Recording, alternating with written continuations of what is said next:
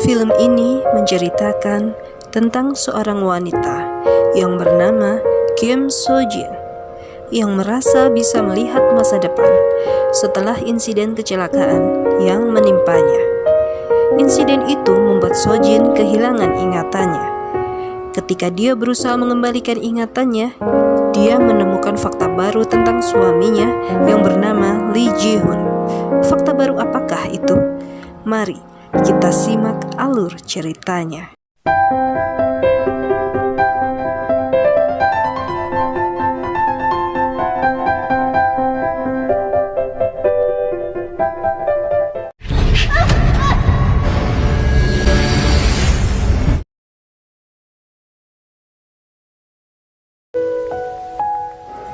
Cerita bermula saat So Jin terbangun di rumah sakit dalam keadaan hilang ingatan. Dia tidak ingat siapa namanya, siapa suaminya, dan apa pekerjaannya. Bahkan dia tidak ingat siapa keluarganya.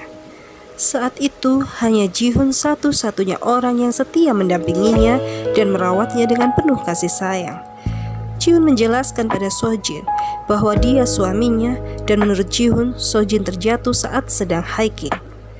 Beberapa hari kemudian, So Jin diizinkan pulang ke rumah. Saat di rumah, So Jin merasa ada yang aneh dengan dirinya. Dia sering terbayang kejadian seolah dia terjatuh dari atas gedung bertingkat. Dan yang lebih aneh lagi, setiap berpapasan dengan seseorang, So Jin bisa melihat kejadian yang akan menimpa orang tersebut.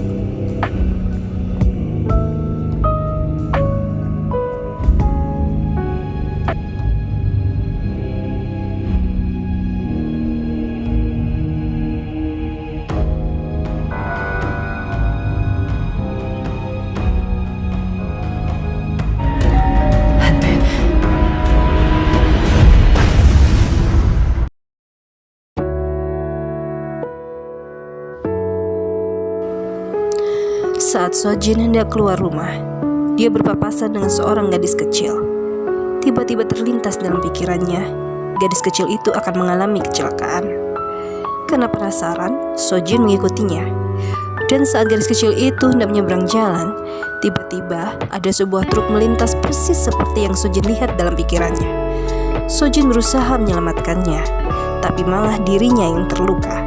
Sedangkan gadis kecil itu pergi dalam keadaan baik-baik saja tanpa mempedulikan So Jin sedikit pun. Kemudian di lain hari, So Jin bertemu lagi dengan gadis kecil itu. Saat itu, So Jin mendapat penglihatan bahwa rumah gadis kecil itu akan meledak dan terbakar. So Jin berusaha mengejar gadis kecil itu untuk mengingatkannya, tapi terlambat. Rumah gadis kecil itu tiba-tiba meledak dan terbakar tepat di depan So Jin, yang menyebabkan So Jin terpental dan jatuh pingsan. Saat tersadar, So Jin sudah berada di rumah sakit ditemani oleh Ji Hoon. Di rumah sakit itu, So Jin melihat gadis kecil itu lagi. Tapi anehnya, hanya dia yang dapat melihatnya.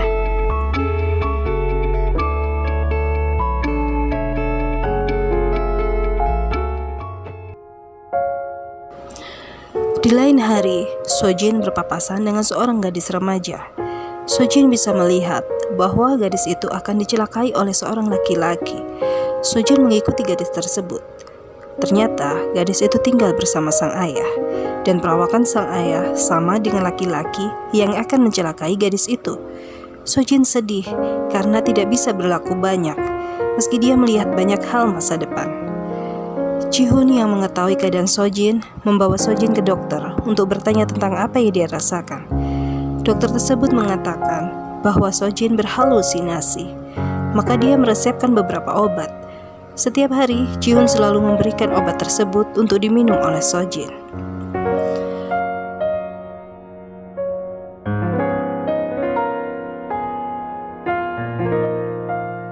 Karena merasa bosan di rumah, So Jin memutuskan untuk keluar rumah sekedar untuk menghirup udara segar.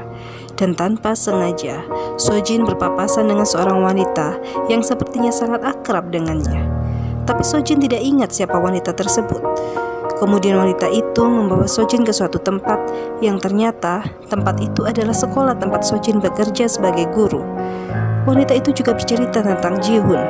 Menurutnya, Ji Hoon adalah suami yang pencemburu dan sering memukul So Jin. Tentu saja Sojin merasa aneh, karena setaunya Ji-hoon adalah suami yang lemah lembut dan penuh kasih sayang.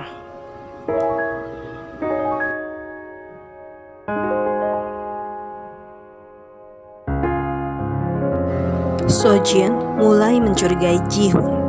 Sojin merasa Ji-hoon menyembunyikan banyak hal darinya. Keesokan harinya, detektif yang menyelidiki kasus kecelakaan Sojin menunjukkan beberapa foto luka memar pada tubuh Sojin, yang menurut hasil analisa, luka memar tersebut didapat sebelum kecelakaan. Tiba-tiba, Sojin mendapat penglihatan bahwa seorang laki-laki membunuh sang ayah dari gadis remaja yang ditemuinya beberapa hari yang lalu. Perawakan laki-laki itu mirip dengan Ji-hoon.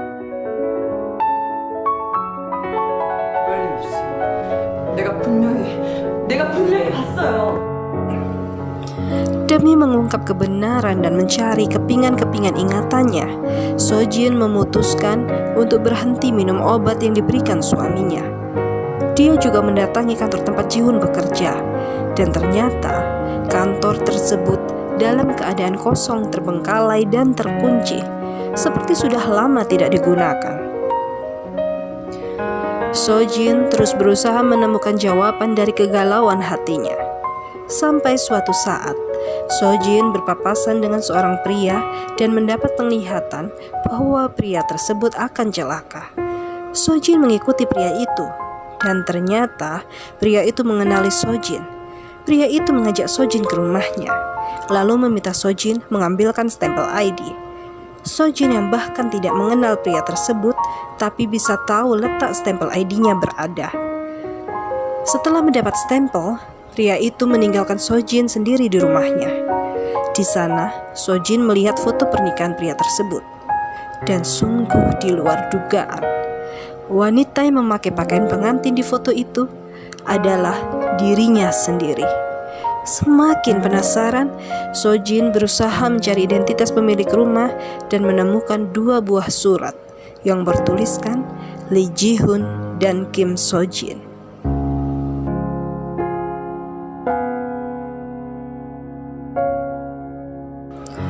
Tersentak, kaget, dan hampir tak percaya. Jika lelaki ini bernama Ji-hoon, lalu siapa Ji-hoon yang selama ini tinggal dengannya? Di tengah semrawutnya pikiran Sojin dengan beribu pertanyaan di hatinya, tiba-tiba dia mendapat penglihatan bahwa lelaki ini akan dibunuh seseorang. Sojin segera pergi menuju suatu tempat bangunan apartemen yang belum jadi. Entah kenapa tiba-tiba dia menuju ke sana. Dia hanya merasa tempat inilah yang harus dituju. Di sana, Sojin melihat Ji-hoon membuang mayat seorang pria. Sojin sangat kaget dan langsung menelpon detektif. Bersamaan dengan itu, detektif juga baru mengidentifikasi sosok pria yang memasuki TKP kecelakaan tepat sebelum Sojin terjatuh. Yang ternyata pria tersebut bernama Kim Sun-woo, alias pria yang selama ini mengaku sebagai Ji-hoon suami Sojin.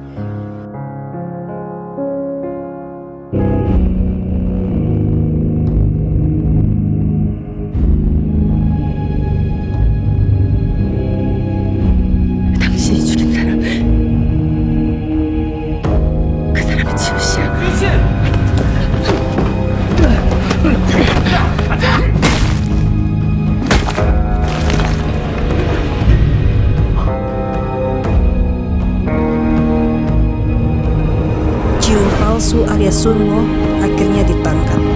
Dia mengakui semua perbuatannya.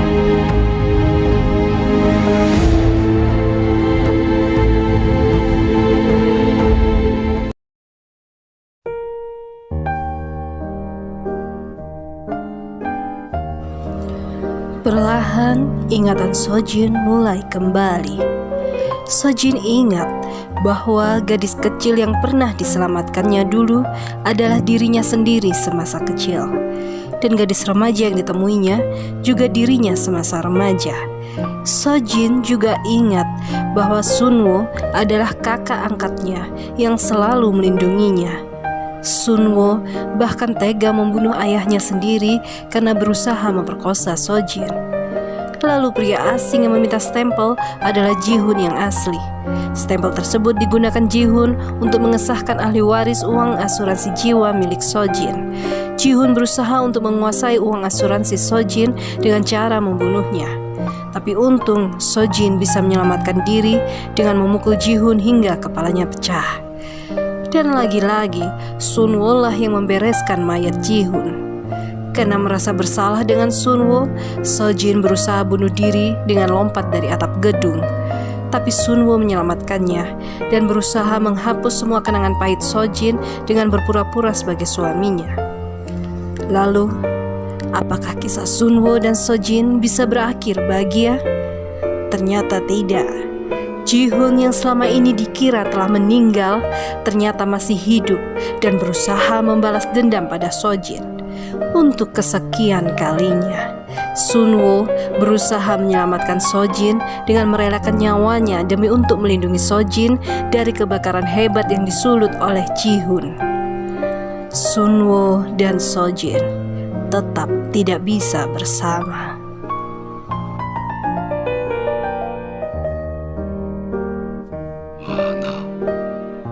둘 중에 누가 널 더 사랑했을까? 널 살리려던 성 마음이나 널 죽이고